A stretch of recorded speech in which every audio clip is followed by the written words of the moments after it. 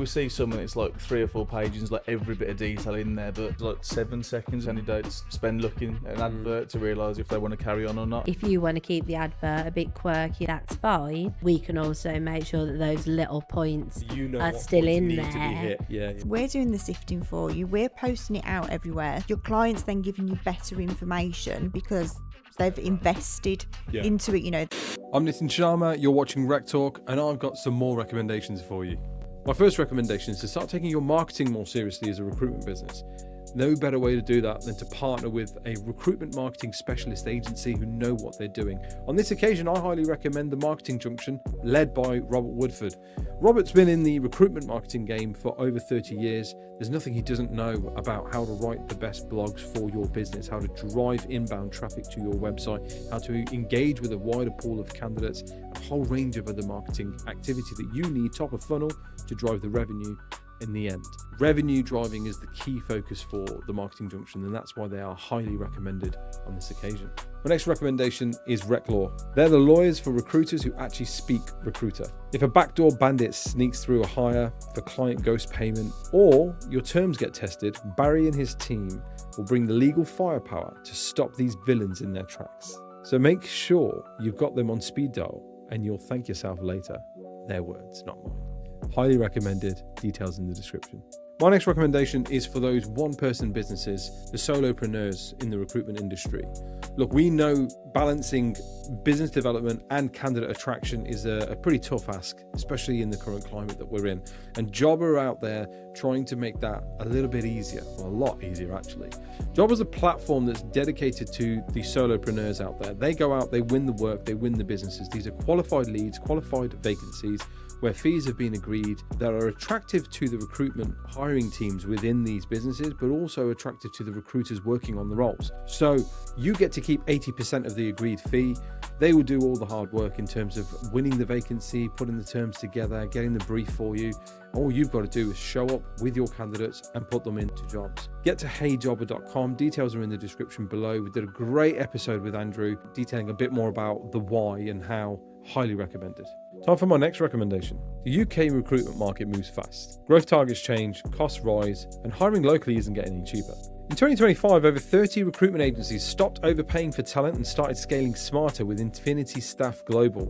Ross and the team help these guys by outsourcing key recruitment roles out to South Africa. Agencies embed fully trained recruiters, resources, BD professionals, whatever you need for your team, directly into their teams, working UK hours, using your CRM and delivering real results. You reduce payroll costs, you cut HR and admin burden, and you gain access to a deep talent pool of experienced recruitment talent, all at a fraction of UK costs. Scale up when demand rises, stay lean when it doesn't. Makes sense, right? Details in the description. My next recommendation is Sourcewell. Sourcewell is a recruitment productivity platform that helps recruiters get more done without the admin overload. Recruiters lose over 8 hours a week updating CRMs, chasing up workflows, writing meeting notes. That's an entire day that's spent not working. With Sourcewell, recruiters can do more with fewer tools. It manages every interaction from first touch all the way through to final placement. With every email, with every note, task, conversation, it automatically tracked back into your CRM. Sourcewell offers modular tools that are built specifically for recruiter workflows, including outreach, sourcing, data validation, inbox automation, AI note-taking, phone, SMS, WhatsApp conversations, you name it. It's all designed to work seamlessly together. You can plug in individual modules into your existing tech stack, or you can run everything as an all-in-one solution and use their new CRM module. The result is less tab hopping, cleaner data, and better visibility, freeing your team to focus on relationships and revenue. Make 2026 the year you spend less time on admin and more time recruiting. They're currently running free trials on their AI note taker and inbox agent modules. Details are in the comments. And my final recommendation before we jump back in is Nodex. If you're looking for a recruitment website, if you're looking for a job board, if you're looking for a tech product to be built for your recruitment business, Nodex are the guys that I partner with. They're the ones that I recommend you partner with. Get in the comments or the description of whatever you're watching this on and get in touch with them.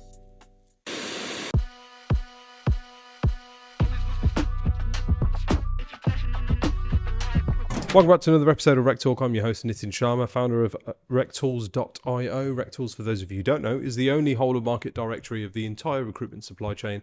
Whether you run a recruitment agency, whether you run a talent acquisition team, or whether you just like hiring people directly into your business, head to RecTools.io. You'll be able to see the entire market of anything and everything available to help your business grow.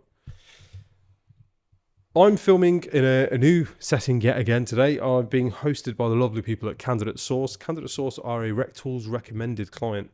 You'll be hearing a lot more from them this year.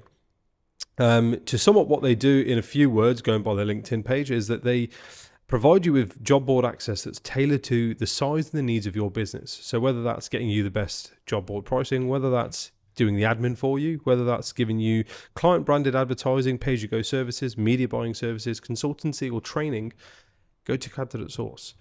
I'm joined today by three incredibly talented people of Candidate Source. You guys might know Michelle Davies, who you'll see at different events throughout the country, but these guys are, I think, the most important cogs in the machine. We've got Amy Kelly, Laura Carroll, and Tom Wickstead. Guys, thank you so much, first of all, for hosting me in your lovely office. Thank you. Thanks for having us. I'm going to throw the ball over to you guys. Introduce yourselves. Your camera is here. Tell them who you are and how long you've been working here at Candidate Source. Yeah, I'll start. I'm Tom. I've been here about 8.5 years now. Sort of my first real adult job in recruitment since leaving school. And yeah, just love it, really. Couldn't imagine doing anything different now. I don't really think anyone grows up dreaming to be in recruitment as a kid, but yeah, having been in it for so long, I really enjoy it. Yeah. And do you consider yourself as working in recruitment? I suppose yes and no. I mean, it's not typical agency work, but what speaking to recruiters sort of every day does make you feel like you're part of that process and part of their team as well. So I love I would say so. Yeah. We'll discuss that in a bit more detail in a minute.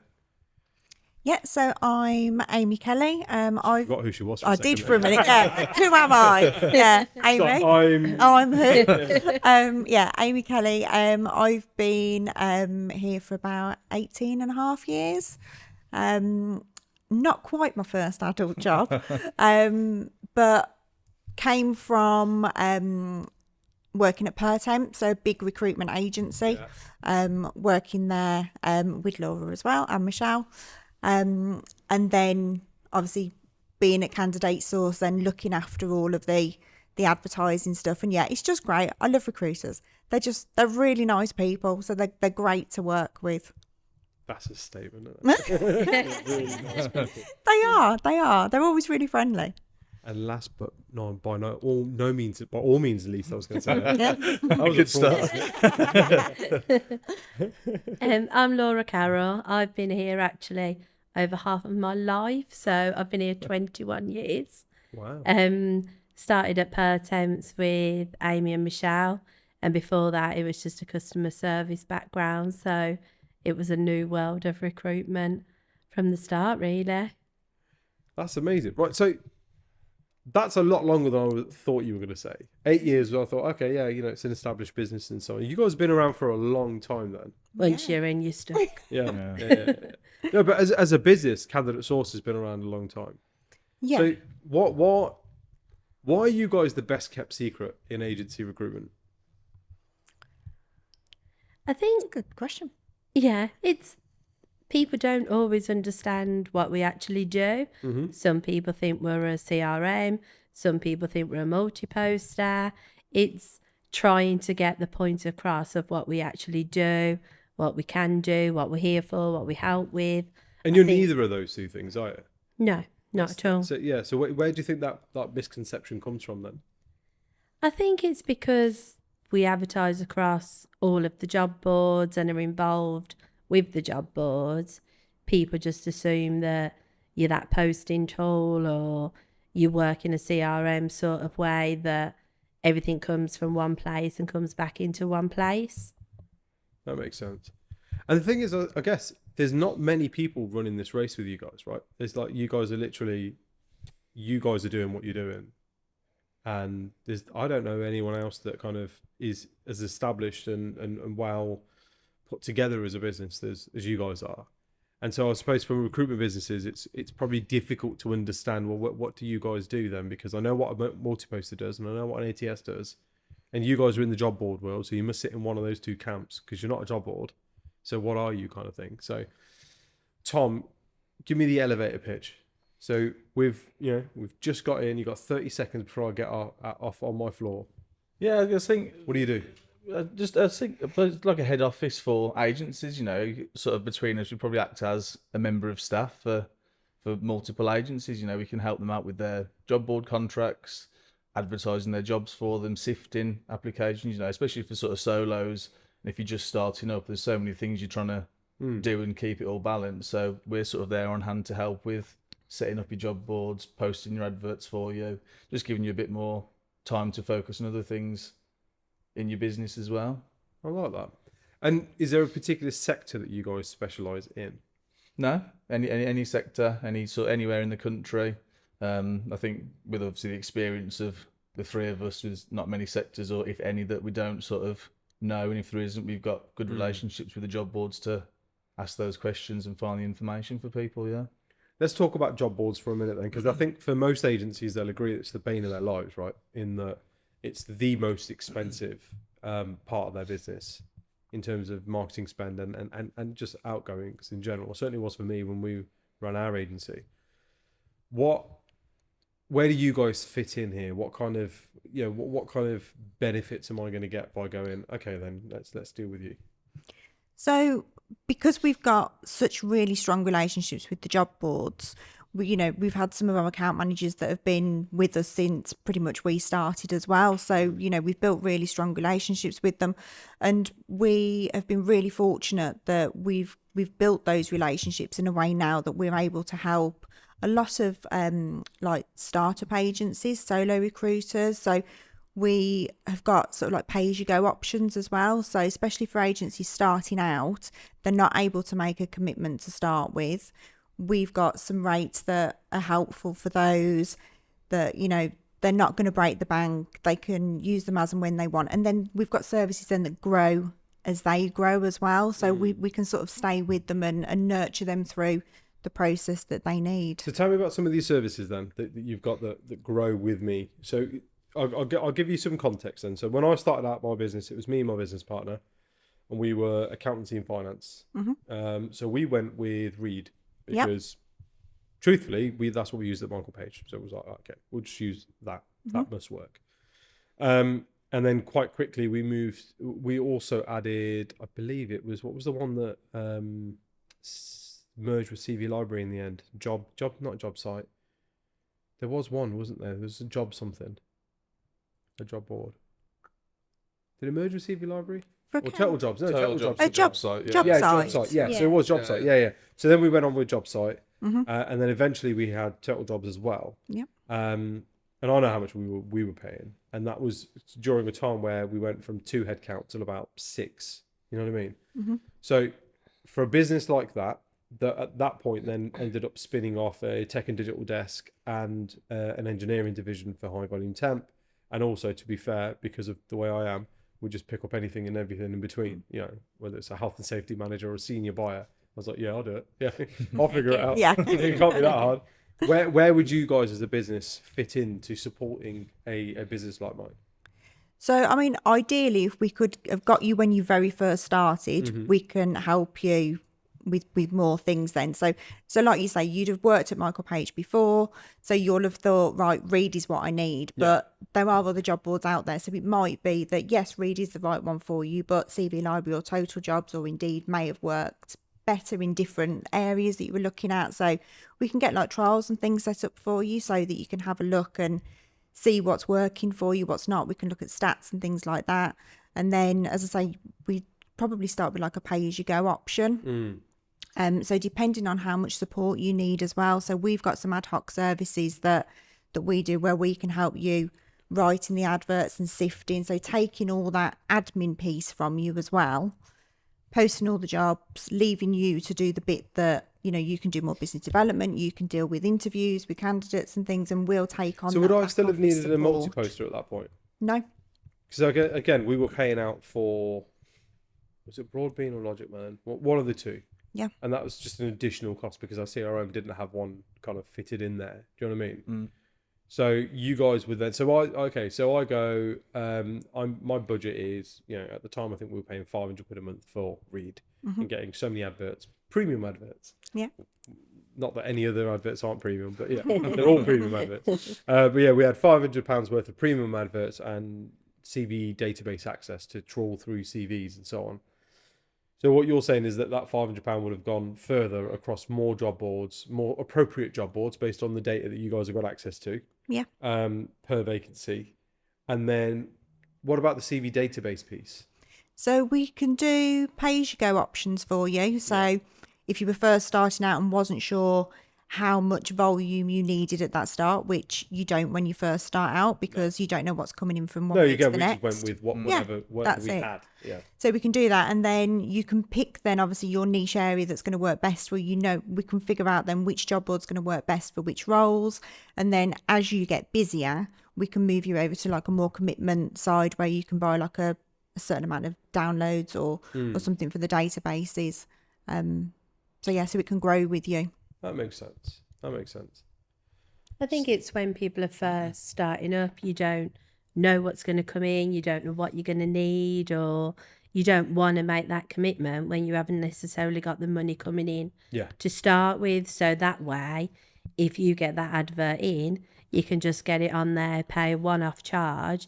You're not then getting a 12-month bill for the next 12 months. You try stuff as well, I suppose, because there were times where we picked up a couple of senior appointments, and really we should have been on GapWeb or like the ACCA website or the SEMA job board or whatever, depending on the role.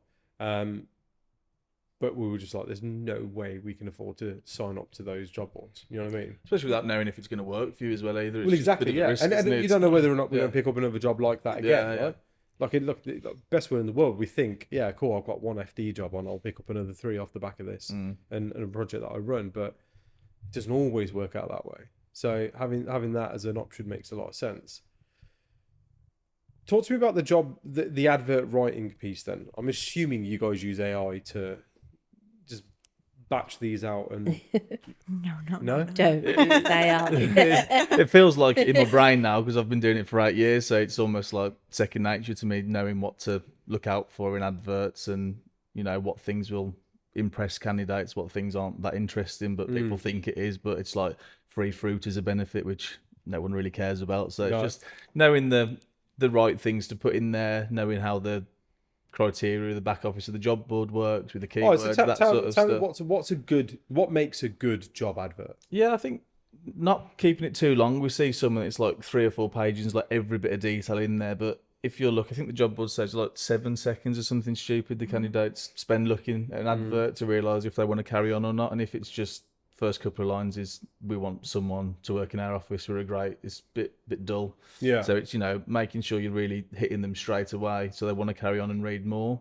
So give me some examples if you don't mind. Yeah. So I think what am I not doing as a recruitment business owner right now? Struggling with my adverts. You know what I mean? Yeah, I think spending a lot of time focusing on the business when the candidates don't know who they are. Obviously, a lot of the adverts, if you're working for your clients, you probably can't mention the client's name anyway. Yeah, so and it's like a growing business or multinational tire manufacturer. They've seen that every other advert they've read, and they think, well, what's the difference between this role? And whereas if you put sort of, we're looking for a sales administrator, we're paying $30,000 a year, we get early finish on a Friday, you're going to look at that and think, oh, well, okay, that speaks to me straight away. Yeah, they're the things I give a shit about. Yeah, let me start there. A well-established business with free parking and a cycle to work scheme. It's like, well, that's great. I don't ride a bike and I can walk to work. So it's just stuff that's going to grab their attention straight away. I think is the key part because they're not, and especially when you're looking on your phone, people get distracted so easily these days. It's I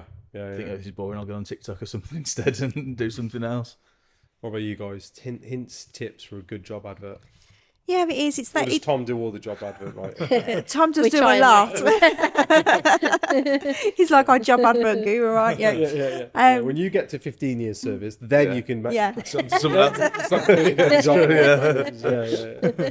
It is. It's those first few lines that are so vital, really. It's like your shop window. That's the bit that you've got. You should say it's a bit like your elevator pitch. That's what you've got to grab their attention because they've got so much choice on a job board. You know, as a candidate, they're applying for so many different jobs, and unfortunately, you've got to give them a reason to stop and look and apply for it. It's not like it was years ago when it was like you were grateful, you know, like you were thinking, oh, someone was grateful for applying. It's not, you know, you really need that CV. You need the reason for them to apply. And it's not only for that job as well, you know, because as an agency, you've got multiple jobs that you're trying to fill. So you want as many quality candidates as you can to get through, because it's not only that job you're filling, it's other roles then that you can backfill as well and put in your database to fill others. So it's trying to get through as many. You want as many CVs through as you can that are going to be relevant for the roles that you're working on.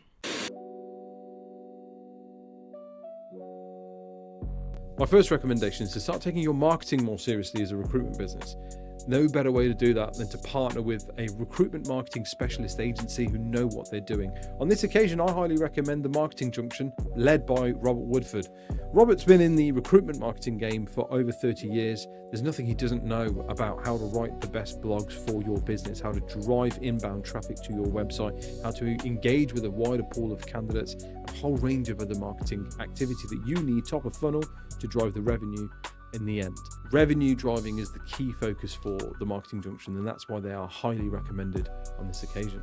My next recommendation is RecLaw. They're the lawyers for recruiters who actually speak recruiter. If a backdoor bandit sneaks through a hire, if a client ghost payment, or your terms get tested, Barry and his team will bring the legal firepower to stop these villains in their tracks. So make sure you've got them on speed dial, and you'll thank yourself later. Their words, not mine. Highly recommended, details in the description. My next recommendation is for those one-person businesses, the solopreneurs in the recruitment industry.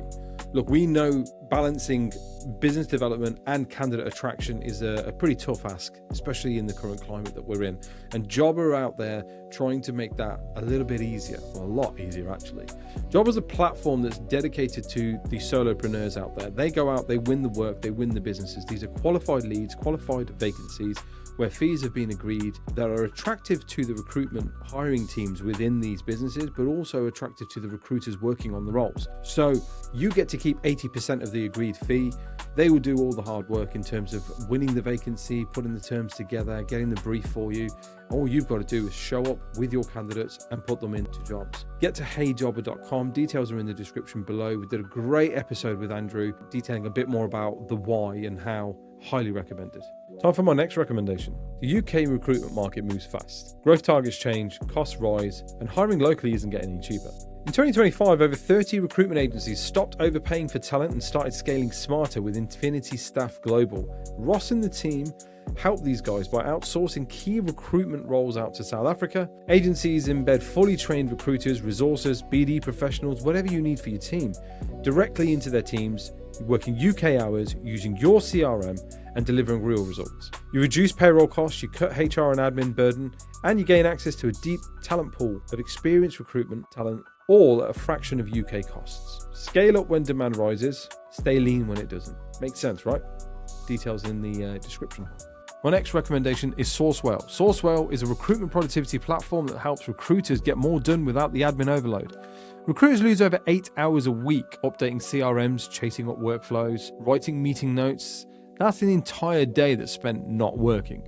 With Sourcewell, recruiters can do more with fewer tools. It manages every interaction from first touch all the way through to final placement. With every email, with every note, task, conversation, it automatically tracks back into your CRM. Sourcewell offers modular tools that are built specifically for recruiter workflows, including outreach, sourcing, data validation, inbox automation, AI note-taking, phone, SMS, WhatsApp conversations, you name it. It's all designed to work seamlessly together. You can plug in individual modules into your existing tech stack, or you can run everything as an all-in-one solution and use their new CRM module. The result is less tab hopping, cleaner data, and better visibility. freeing your team to focus on relationships and revenue. Make 2026 the year you spend less time on admin and more time recruiting. They're currently running free trials on their AI note taker and inbox agent modules. Details are in the comments. And my final recommendation before we jump back in is Nodex. If you're looking for a recruitment website, if you're looking for a job board, if you're looking for a tech product to be built for your recruitment business, Nodex are the guys that I partner with. They're the ones that I recommend you partner with. Get in the comments or the description of whatever you're watching this on and get in touch with them. So then talk about the CV sifting piece then. So what is that? Are you guys, what does that look like? What are you doing? We literally, so if we put an advert out for you, every application would come into an inbox here. We manually sit, you give us the criteria that you want that candidate to match.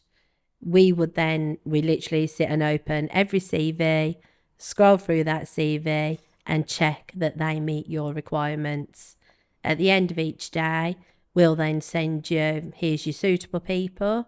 You can also, if you wanted to, have the unsuitable, because then, like you say, you've got other roles they might be suitable for, or, that role might change slightly. You can see, it's not that you're not getting them, it's just you see them in different folders, so that's then easier for you for processing, so it's saving you the time. We're sitting there doing that for you. Okay. And so you can give me a long list, and then it's up to me to go that little bit further with them and validate them and sort of bring them into the process. Yeah. And do you guys, how often would you say you get instructed to ring the candidates at like kind of triage level? Because obviously you're not going to be expected to fully brief a candidate and that kind of thing. But like, if it's just triage these people, make sure that they're engaged, they're willing to move to the next stage. As our standard service, that's not something we offer at that level. Mm-hmm. We just sift the CVs and forward them on to you as the recruiter. Right. And then that would be probably the part you play in it. Yeah. That's not necessarily something you're not do. my outsourced resourcing function. Right? No. Yeah. No, We'll good, just give you the suitable people to then pick up the phone and call, rather than you going through the hundreds of CVs that aren't relevant at that time. And talk to me about that suitability sort of selection process then. Is it up to me to give you a detailed brief? Are you talking to my client? Like how are you establishing the suitability level of the candidates applying? I think whatever works best for you. If it's a case of you say, well, just look at what's in the advert. If they meet that, great, let me see them. Or it could be something like, can you have a look at if they've put their postcode on there? How far away do they live? Have they had X number of years experience in a previous role? Have they got experience with Sage or Salesforce or something like that? Just so that then whatever. Solid qualifiers. Yeah, so know that whatever applications you get, you trust us that you can just click on them and call them straight away and know they're going to be suitable. And even likewise, some people say to us, "Oh, can you just deal directly with our client?" And they'll say to us, "This is what we're looking for." And it's the same sort of thing, softwares, experience, driving licenses. Just gives you that trust that you're not looking at loads of CVs that are completely irrelevant and going to waste your time. Makes sense. So what's the ICP here then? What's the most common type of business you're working with in terms of sector, size, industry, that kind of thing? Experience level as well, I suppose. There's a lot of startups at the moment, isn't there? Yeah, I was going to say, it's a lot of startups, sort of SME size, really. I mean, all recruitment agencies, that's the only people we work with. So, yeah, just recruitment agencies. But anywhere in the country, as Tom said earlier, like we can cover any sector. So it's not like we're But you have like one specific. particular one that's coming to you finding more than others? I think in terms of sector, not particularly, but startups, I think, are the main. We've got some massive companies with like 50, 60 members of staff as well that have used us probably since you two started, and they were just one-man bands and have grown with us. So I think that is the benefit, is that it's any sector, so no one's look and think, oh no, this isn't suitable for us. Or and same with like size, obviously it's great for startups, but there's also all sizes of business that can benefit as well. What sector do you guys prefer though? There must be one that you're like, oh yes, I like this particular industry. I won't ask you which one you don't like, because we all know it's healthcare. But anyway, no. So what's the sector that you guys individually are like? Oh yeah, I really like these jobs. I think the easier ones to sift are like, I don't know, maybe like your accountancy roles where there's certain qualifications they must have to meet that So criteria you and like get the that easier role. ones then, yeah? Because when you're sifting, they are the easy points just to pick out. And Yeah. you know, if there's got to be that exact qualification there, Yeah. you're not scrolling through that whole CV or for other bits and that there. It's just that one thing you're looking for. So they're a lot quicker and easier. Yeah, there's no When we're ambiguity, is there? When sifting. someone needs to be is what it ACCA is. Yeah, qualified, yeah, they it have is. to be Yeah, qualified. you are right? or you're not. Yeah. It's look, your CV doesn't suggest that you are qualified, so I can't move any further with this person. Yeah. Yeah, they're a lot quicker from our point of view. I think there's a bit more satisfaction when you find some. I've done a couple of charity ones recently. It's notoriously hard to find people in the charity sectors. That when you do find someone and the client's like, oh yeah, this is brilliant. It's like a real sense of that you're pleased. Then it's like it feels like it's worth, and you really feel like you've made a difference, which is the reason we do it. Sort of thing. You want to be able to help. Yeah. IT's always. Yeah. Yeah, I don't mind IT ones. They're always okay. IT, sales, customer service, that kind of thing. Yeah, professional services. Yeah. White collar work. Yeah, that makes sense. Yeah, because there's a lot more. It's easier with transferables and stuff. Then, isn't it? Yeah, You'd be it a bit is. more creative, I suppose, with your selection process, right? You got somebody who's coming out of like manufacturing. You can kind of go, okay, actually, whether you're manufacturing, steel or whether you're manufacturing like wood, you've got the understanding of working in a manufacturing environment, that kind of thing. Especially as like an accountant, for example. Whereas actually taking somebody from financial services as an accountant and being like, oh, there's a job here as a company accountant for a local manufacturing hub, so it's probably not going to fit. And so which because I get it, because by contrast then it's a bit more interesting than, okay, no, they need to be somebody that fits the following criteria radius wise, and it's just a skill set based job. Yeah. If you think from a recruiter point of view, the amount of time that would take, the amount of applications you receive, it's a massive time saving thing when we're doing that for you. Yeah. Especially for like the startups and that they've got a saving me million money other as well, things. right? You're stopping me from spending money on unnecessary job boards and unnecessary things and posting across onto. So again, one of the things we used to get caught up in doing a lot was signing up for things like Adzuna and other free job boards. And like, bear in mind, Adzuna's respectable now, but back when I was, when we first started the business, it was not a job board you should be wasting your time and energy on, right? And there was loads and loads of those sorts of free job boards popping up all over the place, and we would waste so much time posting onto those, and then be like, okay, we're not getting any applications through, but You feel like you should be doing yeah, it. it's a sunken cost fallacy, isn't it? Yeah, Sort of like, well, we've signed up to it, we may as well put it out on there, Okay. One of the things that concerns me, I suppose, is capacity. Mm-hmm. How much capacity have you guys got to take on more work, or do you have a set number of customers that you can manage at any given point, and therefore, how far off that capacity are you guys at the minute? Currently, we're working with about 600 agencies. Yeah. But I mean, we've got like varied pots of different service people. levels. Yeah. So we've got some that obviously we do more like contracted media buying for. So whereas we set up their job board deals for 12 months and they run, or we might do like a 3-month deal for them. So we keep in contact with those, and then we've got a lot of ad hoc services, so they come in and go as and when. I mean, The people have got different needs as well. There's some they people have. who are just starting up who want regular contact with you. There's others that know how it works, know what works for them. They're happy to just be left until they need something. So it's quite a nice mix as well. It's nice speaking to who the same the people ones are that need regularly. softy, touchy kind of like belly rubs more often than not, versus the ones that are kind of just like, look, I get what you do. leave me to just do it, and let me know. if And the there's any more problems. often they use us, it's, the first few adverts take a lot more time because it's like, well, we Explaining need the this, have process you and- got that? And you're going through the full process, where once they've done a couple, they sort of know in their head what they need to ask their client for anyway. So they're giving you that information from the start, and it's just us then formatting the advert to make it work for them. It's, the more and more people use you get to know each other, don't you? On the job ad writing piece, then, I'm a big believer in like personal brand and kind of tone and language and voice and that kind of thing, right?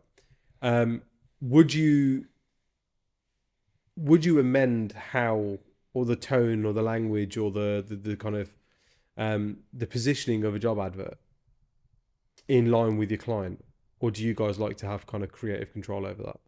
It's trying to find that balance. I think there's a reason a lot of job adverts look the same, is because they work. It's, you can change certain things, but if there's certain criteria it needs to be in there, then a lot of them are going to look fairly similar because it works. But yeah, I mean, see, I used to like playing around with that. Yeah. Right. So because in my head it was sort of when they then speak to us, whether it's me, whether it's my business partner, or whether it was any of the team, everybody has a particular approach, and everybody has a particular way of communicating. Some are articulate, some aren't. Some like constant pop culture references, others don't, and that kind of thing. And for me, I always sort of told my guys that, look, your advert needs to be an extension of you and your personality, because these people are going to be applying to speak to you. And oftentimes, especially the roles and the type of work that we were doing, oftentimes there were multiple agencies on these jobs. So our differentiator was us.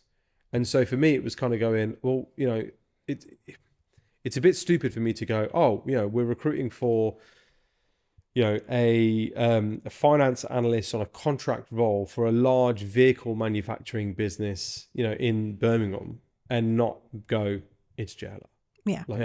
We all know it's JLR, right? Yeah. The day rate's exactly the same as it is on all the other fucking adverts. So we used to kind of be a bit playful with it and a bit piss takey with it and that kind of thing.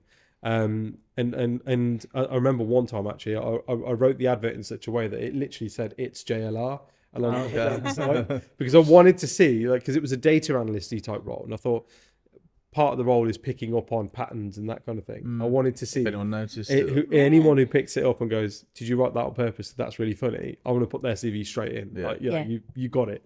That used to work for me. So I don't know how I would then feel going, okay, I'm not writing my job adverts anymore. I'm going to pass that on to, a third party or an extension of my business. I think that we'd always send it back for you to check, and even though we're writing it, is still your adverts. If you're not happy with anything or you wanted something changed. So if I was like, Tom, no, I need you to be a bit cheeky in it. It was like, well, let me know what you want. If you want to have an attempt at it, then I can give you some feedback, let you know some things that we can't really afford to change because it would affect the quality of the applications. But it's good for us to learn as well. If someone sends us an advert, actually that's quite good. I like that. We can use that. Or that's worked. Yeah. So we're always we're not precious about the adverts. Because we used to, I used to be really piss take with if it was, you get 20 days holiday and 8 bank holidays, and they can have a basket of fruit kind of thing.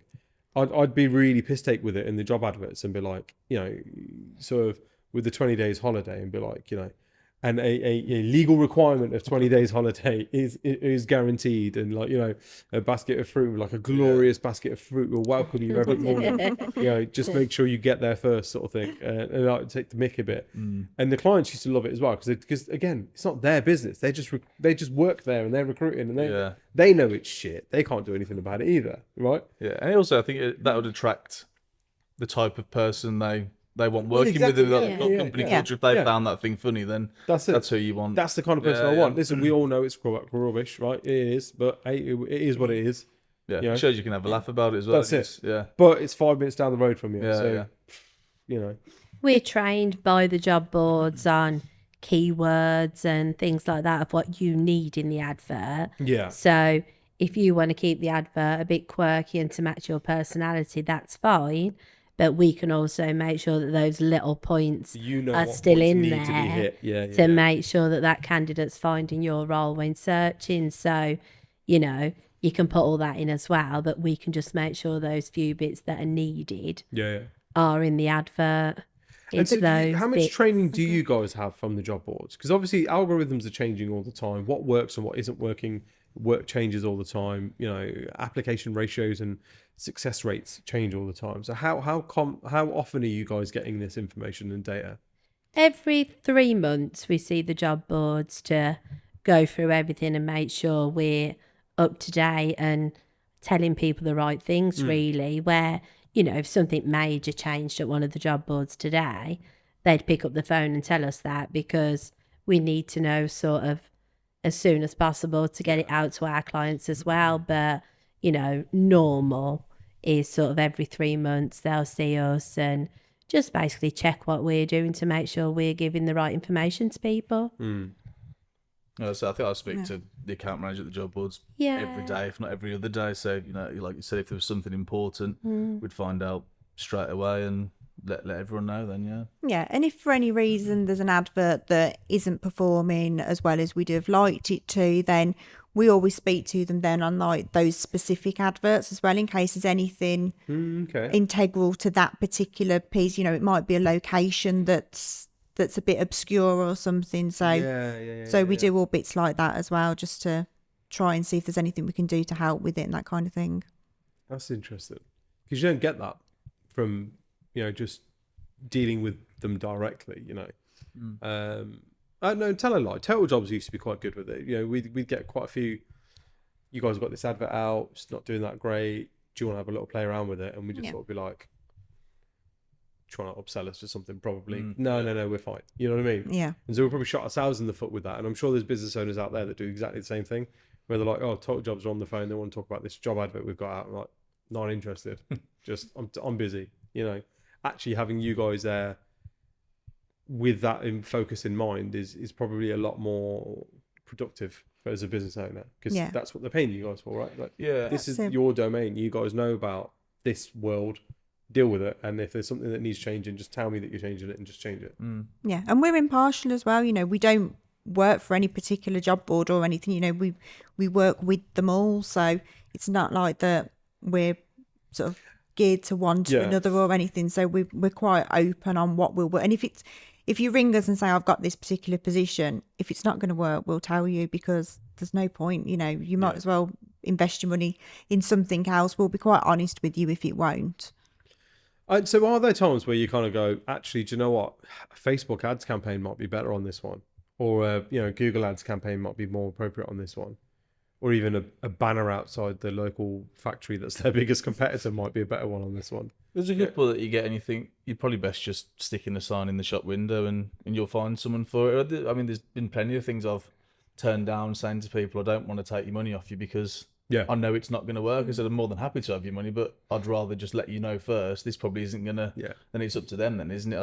I'd much rather be honest and say, you know, this is going to work, this isn't going to work. Then, you know, I think there's quite a few jobs like in the middle of nowhere and it's like they're looking for someone so specific, but they can't advertise in a bigger area. It has to be that. And you say to them, well, it's going to be difficult. So, you know, if you'd rather look elsewhere first, I understand, rather than we can help, but we can't guarantee it's going to work. And that's when we'll speak to the job boards and say, you know, we've got this role, this location. Have you got any stats or figures, or, you know, have you got many candidates registered in this location, this sector? They can always give us an idea of what's about already within their candidate pool, so that we can then give that to the client. Sometimes they'll say, actually, let's just give it a go. It's worth a try. Other times they'll say, oh, actually, no, you're right. It's not worth it. It's being honest with them and just giving them as much information that we can. And your relationship helps leverage those sorts of free, those, as you mentioned, the free trials and stuff, right? So if you've got a job board where you kind of, they want to have a crack at it, but they can't demonstrate a deep candidate pool in that area, well, actually, you guys have got the relationships to be like, all right, well, let's put it out there for 3 days. Let's see what happens. And if there's a decent return and there's a decent success rate, then fine, our client will carry on with it. But if not, And as long as you're upfront with the client from the start, you're not making promises that No. you're not going to deliver on. We'd rather say to you, well, we're not sure, here's the stats from the job boards, it's your decision. If you then say, oh, go on, let's give it a go, then it's interesting for everybody to see what comes back. Helps them go back to their clients as well. And if their clients saying, well, haven't you found anyone? They've got stats to say, well, statistically, there's not many people in this area, so it is going to be rather than just saying, "Oh, I don't know, we've tried, blah blah blah." They've got valid reasons as to why they've done it. It can be salaries as well sometimes, and that can help an agency, because if it's the salary that's too low against other positions that are out there, if we can give them the evidence to say this is what the benchmark is, they've got something to go back to their client with to say, this is why I'm telling you need to put the salary up. It's not because we're looking for a bigger fee, it's because you're not going to find the people unless you do. So we can help and so you can do that sort of data with drive those and data delivery stuff as well, right? Because again, we can. are a lot more now than ever before, right? Agencies who've got that confidence level to have those conversations, but actually need the data to back up that kind of argument, right? That's it, yeah. And from an agency point of view, if you know that job is the low salary, you're not going to get the people, you don't want to spend your time working on it. No. You might as well go back to the client and say, well, do you want to up the salary to fall in line with other people? If not, it's not really worth the recruiter's time when they've got another job they could work on that they've got more chance of filling. Yeah. It's giving them information to make their own decisions as well. I love that. We're coming up to close, but I do want to ask about these client branded adverts, because I remember Michelle spoke about it at a couple of different conferences that I was at, and it sounds incredible. Can one of you summarize what are these client branded adverts and what are the benefits to business owners out there? Because I really think they need to know about this thing. Yeah, I suppose from a business owner's point, it's a great way to get an extra revenue stream in. So especially for agencies, like small agencies, solo recruiters that are looking for some sort of extra income to come in, which, let's be honest, everybody is. Yeah. They're a great way of doing that. So the adverts themselves, they go out branded as the employer. So it's a way of them showing like a really good partnership that they've got with their client themselves. And a bit like going back on the like the candidate experience and that whole fitting in with the community centre of like a business, then you get that straight across in a branded advert. So the quality of the applications increases straight away because candidates can see who they're working for. So like your JLR roles, you wouldn't have had to hide it down the side. You could have gone, you've got that partnership. We're partnering with. Partnering with those, you can fully get across all like the type of environment it is that's working there. We can add videos on there. Oh, really? Okay. Extra images. We can do like company pages on some of the websites as well. There are higher level of posting type as well. So like on CV Library, their top job on there. So the applications that you get coming through, you tend to find are at a better quality. And then for agencies, then there's a kind of a mix of how a lot of ours have been working with them, hasn't they? There's been like some of them are adding it in as like an extra service level. So going back to like agencies, they, you work on roles and you spend all the time doing the work on it, and then you either get ghosted by a client or something like that, or turning up or something. That's it. And you've spent all this time and money and effort working on the role for no return in it. Whereas with the branded advertising side, you get some commitment up front, so you can use it as like an engagement fee with a client. So ask them to pay like for that element up front. It covers the cost of the advertising, so that bit's covered for your own you. time, you could mark that up as much as you want. That's it. We're doing the advert writing for you. We're doing the sifting for you. We're posting it out everywhere. So we've took off some of that time, and you're being paid for the advertising cost. Your client's then giving you better information because they've invested into it. They've not only invested some money, but it's their brand that's going out there as well. See, what I really liked about it, because I did the math on it based on kind of what the rate cards are by all these job boards, and it's cheaper to engage with a agency who are backed by Candidate Source on these premium adverts than it is to go to all the individual job boards. So as a TA manager, I could go, well, I could just do this myself. Well, yeah, you could, but it's going to cost you a lot more, like a lot more. You know, It's the time and element. the time. Yeah. Yeah, we haven't got to that. Yeah. You know, but it's going to cost you a lot more, even with the agency markup on there. Yeah. And then, you know, it just doesn't seem to, it's sort of it seemed like a no-brainer to me. Yeah, and you've got to go to each individual of those job boards as well, and get the time to then go and do that, and to then upload sure all the the advert's documentation. right. Yeah, get your advert right as well. Yeah. You know, you've got combined 50 years experience in ad writing here. Yeah, you gotta. Yeah, no, I've got to upskill myself there. Then I've got to get the advert looking right. You know, I've got to get the right dimensions and the right level of detail in the pictures and the videos, and everything else needs to flow. It needs to be look like a mini career page. And it's going to be a premium job. And let's be honest, most direct employers don't like advertising salary. And so then you end up going, well, what's the point? You've done all of that to then go salary negotiable or market rate. Brilliant. I've done the other week, and the agency's client in the end said to him, I really understand the importance of agencies now, because I can see how much work goes into it. He sort of tried to do it himself. And at the end of it said, oh no, actually, can really see why agencies are beneficiaries. I was under the impression before that it costs a lot of money to use an agency. He can do it himself, when actually he thought this is now worth every penny because... But we say this to clients all the time, like, no, it does cost a lot of money to use this. But the service you get is worth it. Yeah. But you could not, you could save that money and do it yourself. Yeah. But But then while you're doing this bit, who's doing your job? Because you're not doing it you're not doing overtime. You're not doing it in the evenings and weekends, are you? You know, so depends on what you're valuing your time at, right? So with anything. Yeah. It's the same as like with business owners. What I'd kind of say to them right now is exactly that: is how much time as a business owner are you spending writing job adverts, posting them out, whether it's using a multiposter or not, and then looking at the data and renewing your contracts and all the rest of it. And how much do you value your time? Because actually, there's clearly a better way to do this. Yeah. One of the things that I have said consistently on this podcast is, if I knew then what I know now, my business wouldn't have failed, and I wouldn't have wasted a lot of money on a lot of stupid shit, right?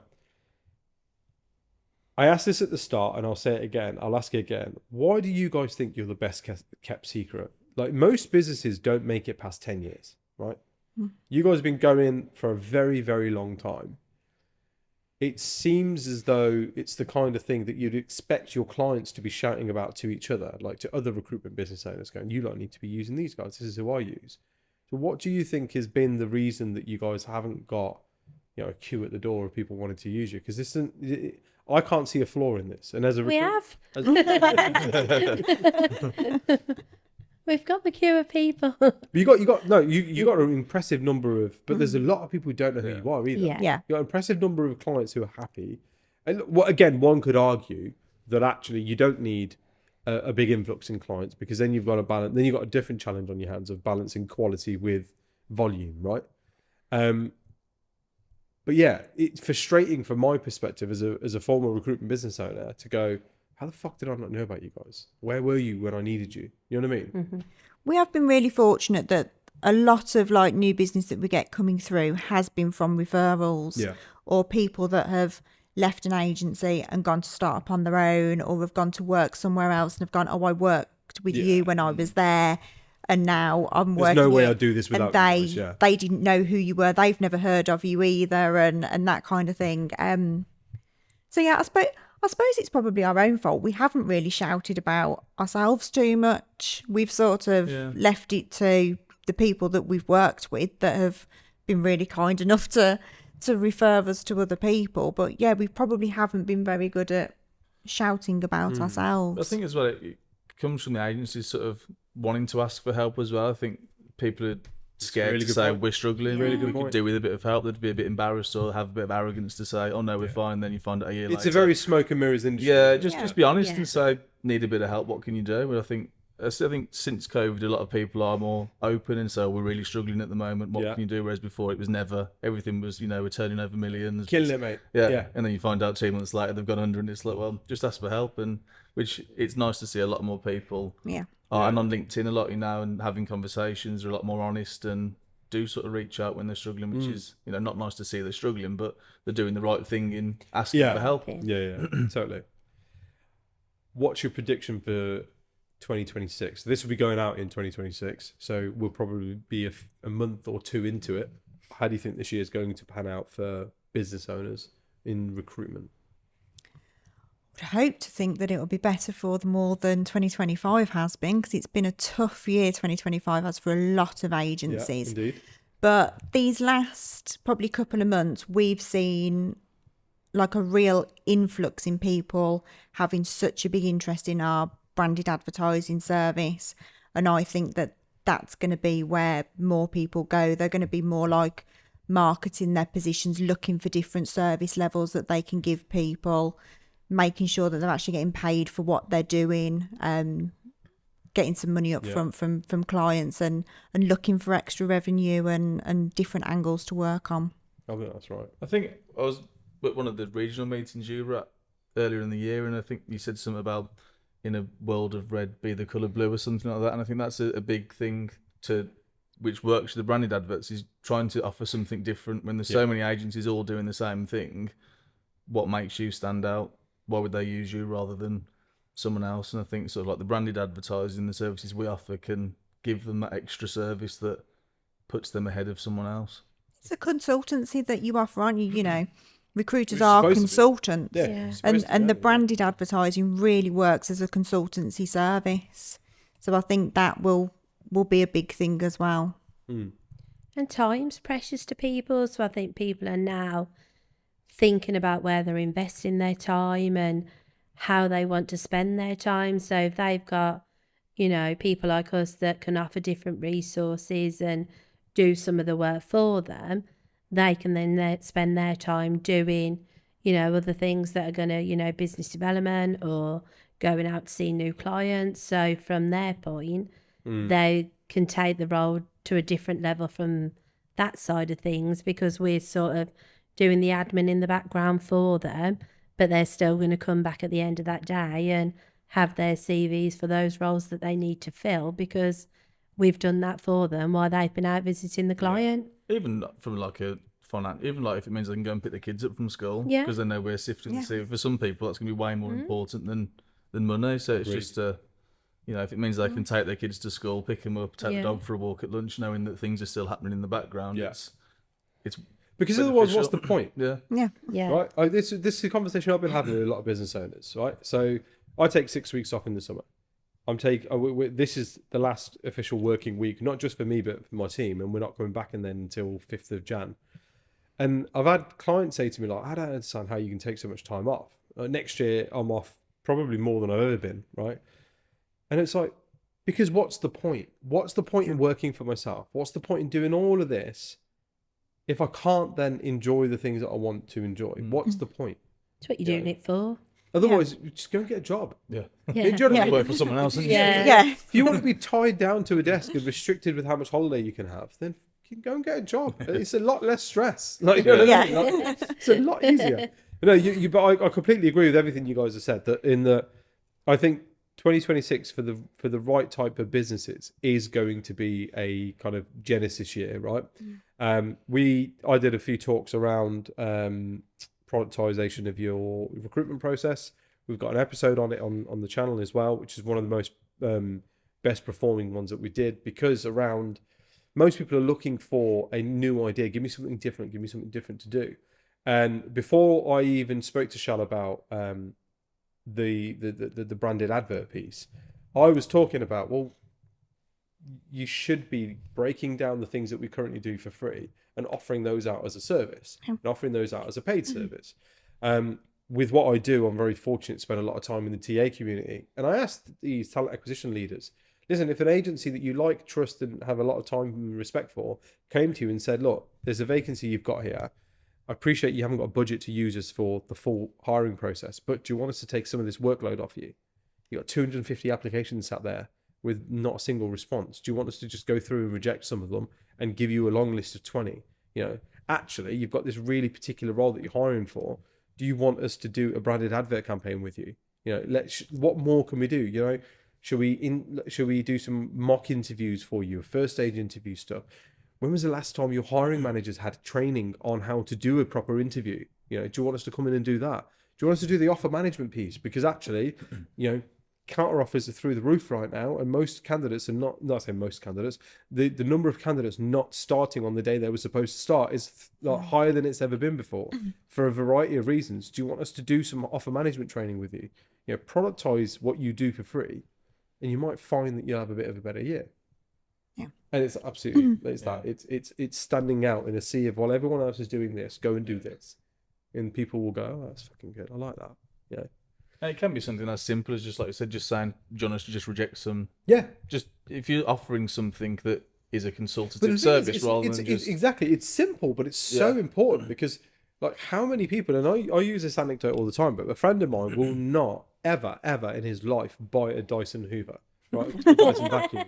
No, because he's applied for a job at Dyson 3 times and he's been perfect for the role, down to a T for the role, and never once has he even had a rejection email. And he went, fuck them. No, we're not buying a Dyson. I'm never going to buy a Dyson. He tells everybody that. Yeah. No, I don't buy them. They're crap. What do you mean? I thought they're really well rated. No, the product might be good, but the business is rubbish. They don't get back to you. Their recruitment team don't get back to you. And I remember reaching out to the TA leader to say, look, do you want to come on the pod? And I'd like to run this anecdote by you. I'd like to get your response. And he was like, no, that's not going to go well for us. I was like, of course it isn't. It's not treating people like people. You know what I mean? And it's not hard. It's not hard. But the impact that not responding to people takes and has on, you know, employer brand and like candidate journey and that kind of thing. So I think a lot of the times we forget in this industry of ours, which is so mad and crazy, is that these people that we treat as products, they're people. They've got bills to pay. Yeah. They've got mouths to feed. You know what I mean? They got like, they're trying to keep things out and keep the warm in. You know what I mean? Especially at the moment as well, when it's harder than ever for people who are struggling. Exactly. And if it's not going to cost you much to just reject a few applicants, just do it. So for you, it could be something as simple as a 5-minute job, but for someone else, that could make a massive difference in their life, effectively. With, exactly, right? Yeah. Tom, you could be sat there going, well, I've applied for 10 jobs this week, so I've got 10 applications out right now. So, you know, I'm hoping one of them comes off, and then you don't hear anything for 6 weeks of any of those 10. That's a bit shit. Yeah. You could just pick up the phone and say, oh, you're not suitable for this role. Whereas if you got even an email, right, and it says, thing, listen, Tom, really appreciate you applying for the role. This is great. However, you're in competition with people that have got, you know, 18, 20 years experience. Yeah. Your 8 years is really impressive, but for this role, on this occasion, it's not right. However, please don't be put off applying for us again. We'd love to have you involved in a conversation, but from this occasion, we've got, you know, more experienced candidates in the mix, and we'd like to explore those first. Yeah. You're going to be like, well, fair play to them. That was really decent. I'll be buying a Dyson Hoover. Yeah, recommending all my friends buy one as well. Because these guys are great. Yeah. They really care. Just a about respect thing, isn't it? And if you've seen another job come up, you'd be far more likely to apply again after that conversation. Where if you go back to your mate that they've never replied to, well, he's never going to apply for another role there. And this is the thing. We've shown him roles come up again and again, and he's just like, they're always recruiting for that role. I'm not interested. I could smash that job. I could save them this. I could do this. I could do that. I ain't going to bother. Let them struggle. Or if they just like, every year and a half they're hiring for the same role. He goes, every year and a half they hire for that role. I'm not interested. And it's just like, all right. I'm not interested. Guys, I want to thank you very much for hosting me. You've been incredible on your first podcast. I know how nervous you guys were. You don't like being in front of camera. I've pressed you a little bit on why people don't know about you. And I'll give you my opinion as to why people don't know about you guys. You guys haven't ever bought into the hype, right? You're not a smoke and mirrors kind of business. There's a lot of businesses out there. Certainly with what I do, I get to see a lot of these people come and go, right? And the reason I was excited about working with you guys and calling you guys RecTalk Recommended was because you're not a all sizzle no steak kind of business. You're not going, oh, there's this thing called AI and automation, and actually we've got 600 customers, but we could have 1,500 customers if we just slap everybody through an AI module and then, do auto rejects on like these applications based on criteria that we know. You guys are like, no, we're not doing that. No, I want to go through the applications. I want to make sure there's no bias. I want to make sure that our customers, our paying customers, are getting the best possible service. That takes so much of your time and energy that you don't have time to shout about what you're doing and to sit and talk on LinkedIn about what you're doing and take part in interviews and podcasts and advertorial stuff that goes out and about. I know that you guys are very, very visual at places like Team Network, regional meetings and so on. But again, Team Network are a very small part of what is the entire recruitment ecosystem in this country, right? So yeah, that's my take on why not many people know about you, but we're working on changing that. It's been really fun. I really enjoyed learning more about the business. The next time we do an episode, I want to know more about you guys and a bit more about your whys. So before we wrap up, I'd like to come to you for words of wisdom, maybe a quote you live your life by, something that would inspire people who are listening and watching today. Oh, I think in sort of life and in business is like, it's very cliche, but treating people how you want to be treated. I think I had a nightmare this week with an every delivery coming for Christmas. Yeah. And it's like, I get frustrated because I would hate to offer that or lack of service. I think it's so that reciprocating how you'd like to be treated and the service you'd like to receive is what I try to give and treat people in day-to-day life. Agree. Love that.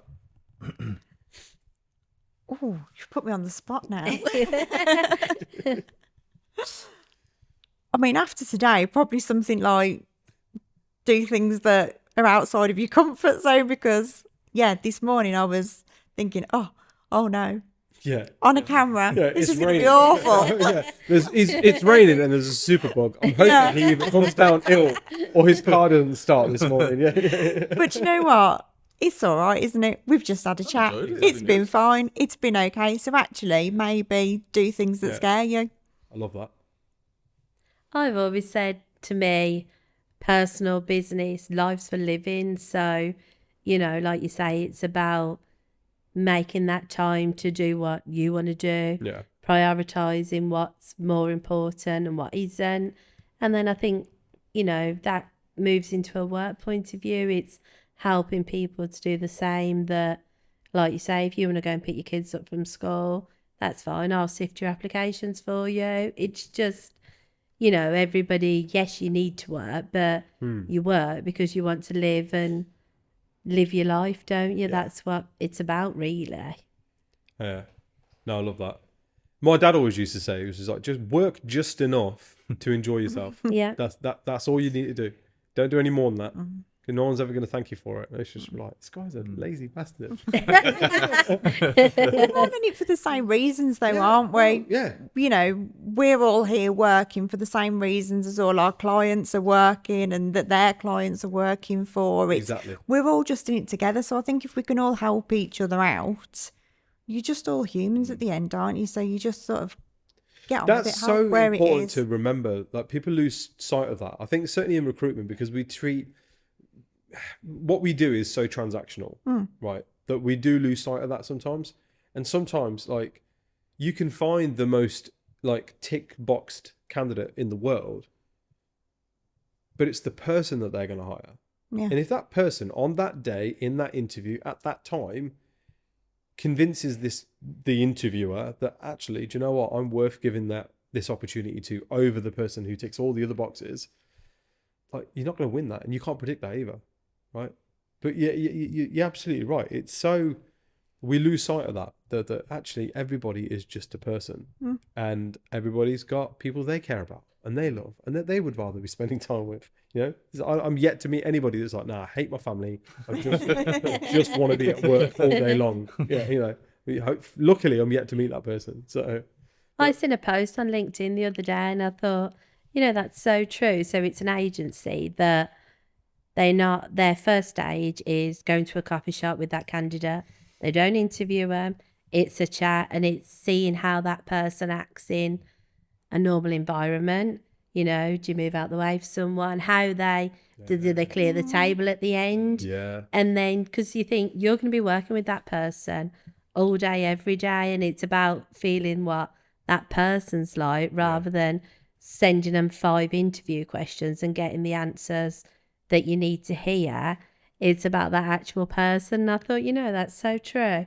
That's really interesting. Yeah. I like that. Yeah. Even just like basic stuff, isn't it? Like, did you wait? Yeah. Did you Clean up? That's exactly what they were You saying. can't teach that, Did can you you? take your tray and put it in? Yeah. Yeah. That's I love that. Incredible. Yeah, it's a different way around, isn't it? And it just shows that people are looking at things in different ways and changing the way they work. I think personality plays such a part in a hiring process. I mean, I had it recently, this sort of 2025, where my 3 guys that I've got now out in South Africa, 2 incredible women and GJ, like, I know I can just rely on them. Do you know what I mean? And there's days where I'm feeling really rough and under the weather, and I'll just go, guys, I can't do these 2 meetings. Can somebody jump on? And it's never a, no, we're not doing that, or we're busy, or I can't be arsed. It's, yep, on it, in, And I hired them not for skill set, but on personality. And the one person I did hire on skill set, and I was a bit like, I'm not sure about this person's personality. I don't know. I don't get it. I'm not gelling with this person, but skill set is there, and we need this skill set. She lasted 2 months. And in the end, I said to her, like, look, I can't do this. I don't trust you're doing what you should be doing. I don't rate the output. You've got the skills. I get it. But this just isn't working, is it? And she was the same. She was like, it's not working. Yeah. Like, I'm just not gelling with you, the team. I'm like, yeah, no, this ain't right for you either, If you don't feel part of it, she's not going to want to go the extra step to help it, is she? She's not. Yeah, whereas when we talk as a team, when we have our team meetings, and we talk about kind of what we're aiming for in 2026 and what we want to achieve as a business and a brand, I see their eyes light up and they're like, yeah, we're part of this. Like, this is our journey. This is what we're doing. We need this and we want to do that. And it would be the same with you guys, right? I mean, 8 years in the same business is incredible, especially in this day and age. But I mean, your guys' length of service, it just goes to show just how much you are not only bought into what you do, but actually the environment of the business that's been built is sort of like, no, this is ours. Like, no, we're not, Could I get paid more? Probably. Could I get a little bit more flexibility? Maybe. But am I going to get the fulfillment? Am I going to get the, no, So, no, I love that. Guys, thank you so much for hosting. Thank you very much for giving me your time, your energy, your efforts. Guys, that's all from us. So new episodes drop every Monday, Wednesday and Friday. Thank you for liking, sharing, subscribing, doing all the cool shit that you guys do that allow me to do this as a job and call it a job. If you want to hear more about Candidate Source, you want to find out about the client branded adverts, you want to find out more about my lovely guest today, links will be in the description on whatever platform you've chose to watch us on. Thank you very much. See you again. Happy with that? Thank you.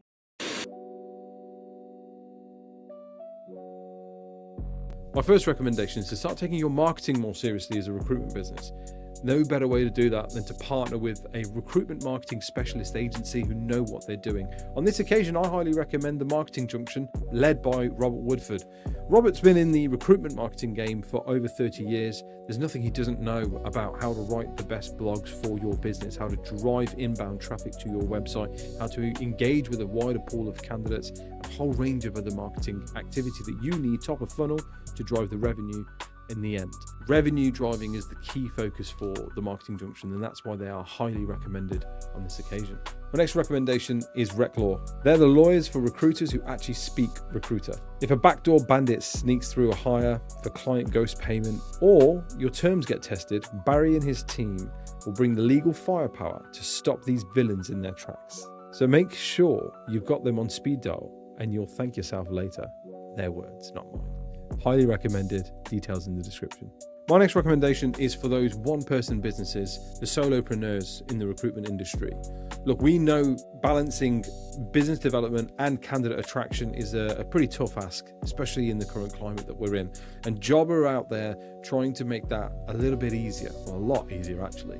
Job is a platform that's dedicated to the solopreneurs out there. They go out, they win the work, they win the businesses. These are qualified leads, qualified vacancies, where fees have been agreed that are attractive to the recruitment hiring teams within these businesses, but also attractive to the recruiters working on the roles. So you get to keep 80% of the agreed fee. They will do all the hard work in terms of winning the vacancy, putting the terms together, getting the brief for you. All you've got to do is show up with your candidates and put them into jobs. Get to heyjobber.com. Details are in the description below. We did a great episode with Andrew detailing a bit more about the why and how. Highly recommended. Time for my next recommendation. The UK recruitment market moves fast. Growth targets change, costs rise, and hiring locally isn't getting any cheaper. In 2025, over 30 recruitment agencies stopped overpaying for talent and started scaling smarter with Infinity Staff Global. Ross and the team help these guys by outsourcing key recruitment roles out to South Africa. Agencies embed fully trained recruiters, resources, BD professionals, whatever you need for your team, directly into their teams, working UK hours, using your CRM and delivering real results. You reduce payroll costs, you cut HR and admin burden, and you gain access to a deep talent pool of experienced recruitment talent, all at a fraction of UK costs. Scale up when demand rises, stay lean when it doesn't. Makes sense, right? Details in the description. My next recommendation is Sourcewell. Sourcewell is a recruitment productivity platform that helps recruiters get more done without the admin overload. Recruiters lose over 8 hours a week updating CRMs, chasing up workflows, writing meeting notes. That's an entire day that's spent not working. With Sourcewell, recruiters can do more with fewer tools. It manages every interaction from first touch all the way through to final placement. With every email, with every note, task, conversation, it automatically tracked back into your CRM. Sourcewell offers modular tools that are built specifically for recruiter workflows, including outreach, sourcing, data validation, inbox automation, AI note-taking, phone, SMS, WhatsApp conversations, you name it. It's all designed to work seamlessly together. You can plug in individual modules into your existing tech stack, or you can run everything as an all-in-one solution and use their new CRM module. The result is less tab hopping, cleaner data, and better visibility, freeing your team to focus on relationships and revenue. Make 2026 the year you spend less time on admin and more time recruiting. They're currently running free trials on their AI note taker and inbox agent modules. Details are in the comments. And my final recommendation before we jump back in is Nodex. If you're looking for a recruitment website, if you're looking for a job board, if you're looking for a tech product to be built for your recruitment business, Nodex are the guys that I partner with. They're the ones that I recommend you partner with. Get in the comments or the description of whatever you're watching this on and get in touch with them.